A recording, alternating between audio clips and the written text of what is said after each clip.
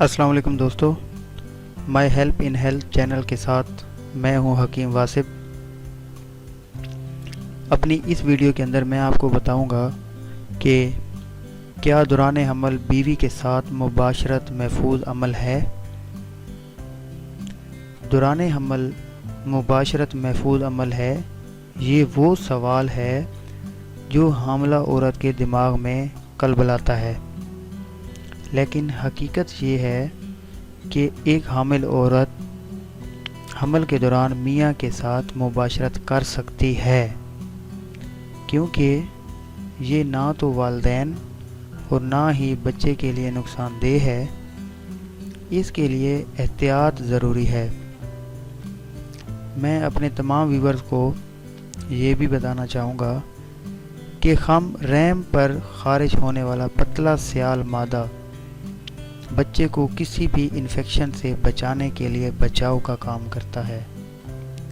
حمل کے دوران صحت مند مباشرت سے قبل از وقت پیدائش کے خطرات عمومی طور پر کم ہوتے ہیں۔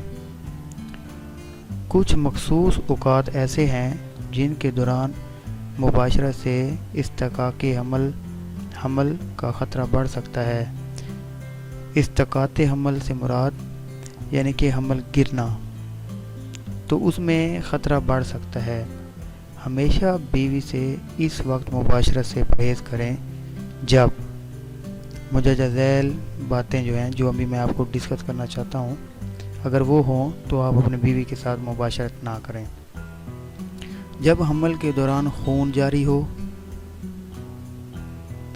جب حاملہ کے پیٹ میں درد یا عضلات میں اکڑن ہو، یا سیال مادہ بہہ رہا ہو، یا رحم کی گردن کمزور ہو، یا بچے کو غذا فراہم کرنے والی نالی انوول پلیسنٹا کو نیچے ہونے کے باعث خطرہ ہو، یا شوہر کے عضو تناسل میں کھجلی پیدا ہو۔